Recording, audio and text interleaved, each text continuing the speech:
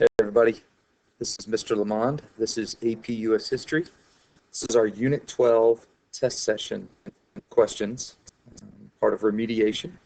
So I'll go through some of these questions to kind of give you some insight or some thoughts as you're working through test remediation. Okay, so number one, how did the end of World War I influence the beginning of World War II? Well, a lot of that has to do with Germany and Japan and how they were treated. Think about the Treaty of Versailles. Think about all the things that Germany lost in terms of land. They were demilitarized, and all those reparations they were forced to pay to England and France. So you have a humiliated Germany, and then Japan, who had joined the Allies and tried to help during World War I, was kind of seen as a non-participant. We talked about how they were kicked out to the kids' table, showed up at the Treaty of Versailles thinking they were going to receive something and got nada. So that's the key, the fact that the two most belligerent powers of World War II, Germany and Japan, were treated so poorly. Another thing you might also add was the non-aggression pact. Hitler knew that Stalin and the Soviets were on his eastern border, and one of the reasons the Germans had lost World War I is they're having to fight a two-front war. So you might add that as another aspect of this. And number two, how did the U.S. stay neutral during the early years of the war, and how did they violate that neutrality? Right, well, remember, why were we neutral? Well, we were neutral because we stuck our nose out in World War I and got it bloodied, and Warren Harding's campaign promise returned to normalcy. So we returned to the neutrality that Washington had set as a precedent in our early history, and so we wanted to be neutral. If you remember, the Nye Committee was a group of senators who met under the assumption that one of the reasons we got into World War I were the robber barons who were selling guns and bullets that pushed us into World War I, and so Americans wanted to be neutral, stay out of the war. Well, FDR realized that between Germany and Japan, there are some pretty nasty little enemies, and that we should slowly be prepared for this war, and we should slowly be helping the British, because we realized Germany and Japan were bad. So whether it was the quarantine speech, the Four Freedoms speech, you could talk about cash and carry, which slowly evolved into Lend-Lease. Remember, we had a peacetime draft, the Selective Service draft of 1940, a year before Pearl Harbor. So we slowly began to not only prepare for war, but to help the Allies out. All right, number three, in what ways did America have to mobilize to win the war? Okay, think about all of your stuff at home. So whether it was the War Production Board and the Arsenal of Democracy, the overwhelming production of military supplies, tanks, planes, bullets, new sorts of things like the Duck amphibious vehicles, bombers, and of course, maybe the most important industrial weapon, the atomic bomb from the Manhattan Project. You could also talk about rationing. We had to do scrap drives, and we saved our fats, and we bought Liberty bonds, and we did carpooling and all the victory gardens, all the different ways in which we helped support the war at home.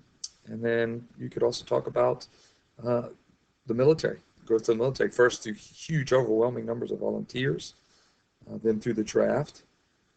So much so that we brought women into the service, the Waves and the WACs, all of the different groups that had not necessarily been so prominent in America before the war, Japanese Americans, Black Americans, Native Americans, all mobilizing to help win the war. Number four, Operation Overlord, also known D-Day. Why is it so difficult? Well, it's an amphibious attack, and amphibious attacks are one of the two most difficult ways to fight, the other being uphill. And so that was, in and of itself, hard to do. Plus, the Germans had been preparing for years, knowing that eventually there was going to be a cross-channel invasion. And so it was built up rather stringently. And if not for some pretty good fakery, trying to convince Hitler that we were going to land at a different spot in Calais, might have been even harder. And why was it an achievement of mobilization? Well, again, it goes back to that arsenal of democracy. We produced an overwhelming surplus of machine and men that were able to overwhelm these Normandy defenses. Now, lots of people were killed and wounded in the process, but we had more than they could stop. Number 5, strategy of island hopping, used in the Pacific to fight the Japanese. You know, the Pacific is very different than the European War. The European War was all about land masses, continent of Africa up through Italy, then the D-Day invasion, Soviet Union moving west, across Poland, etc. Well, there's not that kind of land in the Pacific Ocean. And so what there are lots of islands. And what we decided as our strategy after Midway was we would take important key islands like Guadalcanal, Iwo Jima, Okinawa, and skip the others. Just hop over them and leave them to die and wither on the vine. That was good because most of these attacks were amphibious, talking about landing on an island, and in jungle territory, which is hard to fight. And we were also realizing just how difficult it was going to be to defeat the Japanese.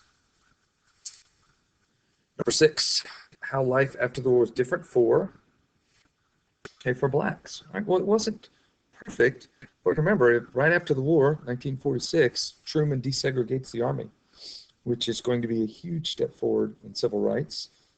Jackie Robinson is playing baseball for the Dodgers soon after. The civil rights movement is going to come soon after, and it was thanks to groups like the Tuskegee Airmen, 761st Tank Battalion, some of these valiant black Americans who proved their mettle in the war, which kind of allowed America to take a different view of them after the war. Similar for women, you know, we have the image of Rosie the Riveter, plus all the women who went off to fly planes and drive trucks and to do military jobs that would free men up to fight in combat. And so women had a much different experience after the war as well. And then the economy. We had a huge economic boom after the war, which should not be a surprise. Typically, economies recover pretty well after a war. And think about how destroyed most of the rest of the world was. So not only was our economy booming, but we hadn't faced the destruction. You didn't have bombing runs over New York and Chicago like you did over Berlin and London and Tokyo. So our economy was one of the biggest in the world for a long time. And then GIs. Of course, the key should be discussed here should be the GI Bill. 2 different ways that we helped American soldiers after the war veterans. One, we helped them buy homes. And this is going to be one of the biggest contributors to the growth of the suburbs. And we sent them to college through money through the GI Bill. Okay, so that's good insight to help you with your test session for Unit 12. Hope it goes well.